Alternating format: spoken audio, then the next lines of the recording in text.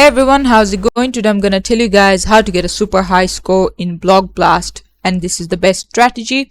As you can see, this is by an auto moderator, and they have said that you need to avoid leading or trailing spaces.